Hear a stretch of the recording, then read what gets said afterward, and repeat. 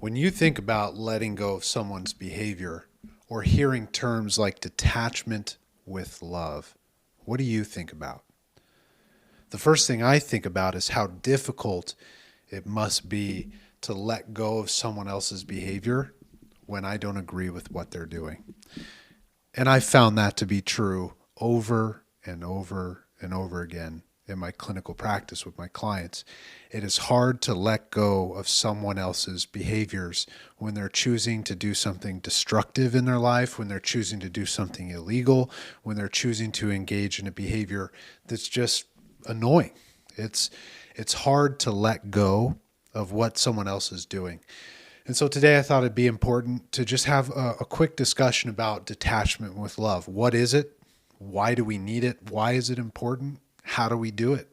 Right. And this is a concept that originated, it kind of gained its steam through 12-step recovery groups. So a setting where you have individuals on one side who are using and abusing substances, and on the other side, friends and family members who are affected by that use. And what you see in those dynamics over and over and over again is that one person is engaging in a destructive behavior, and the other person, the loved one who's watching it, wants to help fix and save them.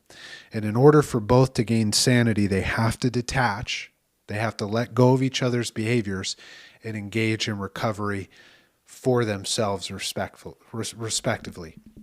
And through that process, what you find a lot, especially in our society today, and I've seen it a lot in my clinical practice, I see it in society every day. You see it in media.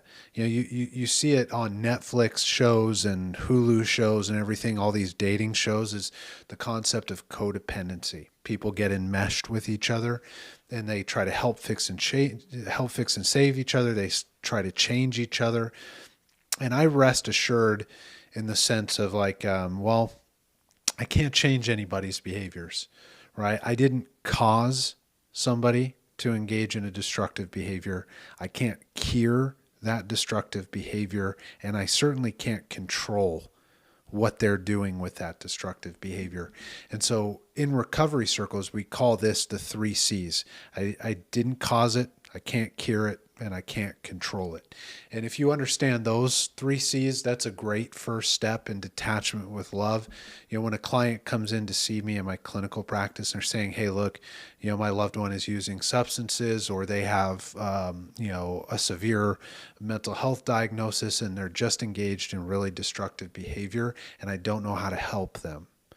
The first thing we tackle is that it's not your responsibility to help them. It's not up to you. You don't have to help them. What you need to do is prioritize you. What you need to do is take care of yourself. And that's a very difficult conversation. It's oftentimes the first time that person has heard that, or maybe they've heard it before, but it's the first time they're being, in a way, caring confrontation, is being presented to them. And therapy is really good for that. I don't tell anybody what they have to do. I present the options. I present from a position of expertise in psychology. This is what's happening, right? This is what you're telling me is happening, and here's the solution. It's not you have to get into solution. It's if you would like this solution, let's explore why it's hard to get there. Let's explore how to get there. And how do we get to detachment? Because I can't just, if I've been engaged with someone who is participating in destructive behaviors and I've been engaged with that for a long time, I'm not just going to let go all of a sudden. And no client I've ever worked with in my 12-year career has ever just let go all of a sudden. It takes practice. The first thing is always true, is get involved in a community, get around other people who are detaching. We know this one for certain. If you have an unmanageable problem with substances, you need to get into a 12-step recovery program, and you need to do it post haste. You need to get in there right now. You got to stop using. You got to get into that program. Now, that's not me as a clinician telling you to do it. That's me as a clinician telling you straight up that there is no other intervention that is going to work for you. If you want to get better, you need a 12-step recovery program. All right. If you don't want to get better, then nothing's going to help you. Period. End of story. There is no magic pill, right? We live in a society too today where a lot of things get invented, right? Substances to help people stop cravings and stop using substances. But what I've seen in the clinical field is that any substance that's been created to help people stop using substances just creates another 12-step program. And that's observable for the last 50 years. I mean, look at Xanax. Xanax was touted to be this substance that, reduced craving for drinking. And it was touted to help alcoholism. And hey, there's my dog Strider. Hey, buddy.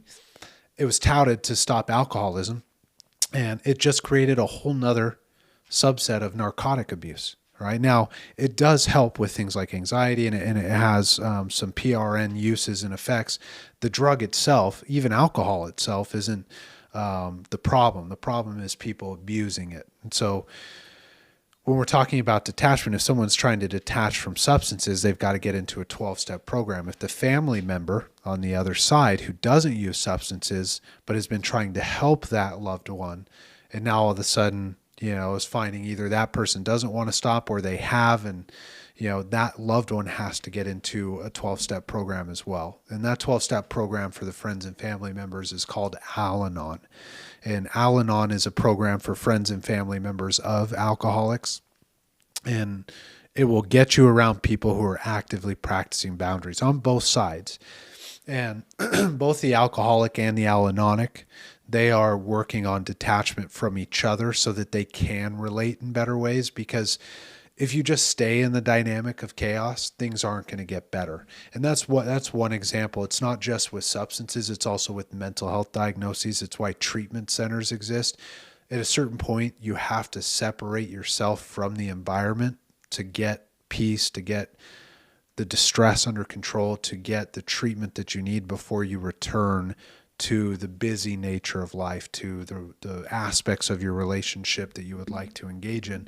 Sometimes we need space, we need quiet, we need peace, and we need people who are actively working on what it is that we struggle with. And 12-step programs do that really well. They're also free, which is another reason why they've been so pervasively helpful, is because they're accessible to a wide range of people, but especially in the realm of detachment with love, right?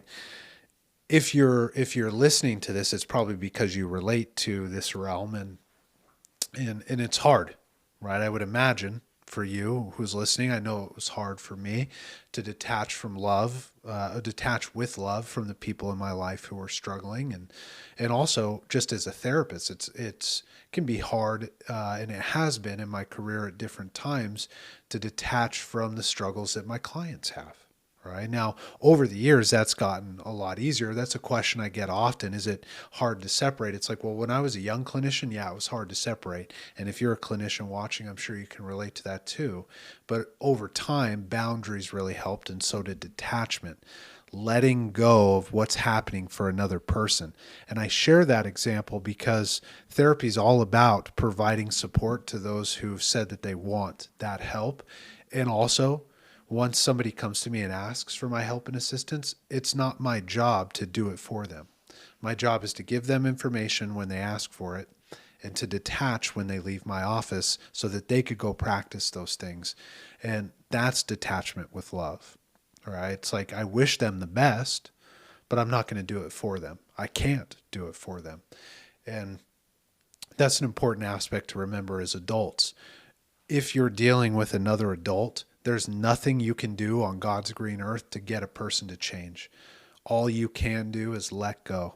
That's it. Period. If you're looking for another answer, you'll never find it. There is no other answer. You cannot change another adult. That adult is the only person with the power to change themselves, and the only thing we could do is detach. And if we're going to detach, we might as well do that with compassion. We might as well do that with love. We do our best. Now, if somebody's really hurt you, right, or they've been hurting you for a long time emotionally, even physically, it's going to be really hard to detach with love. But it's worth it.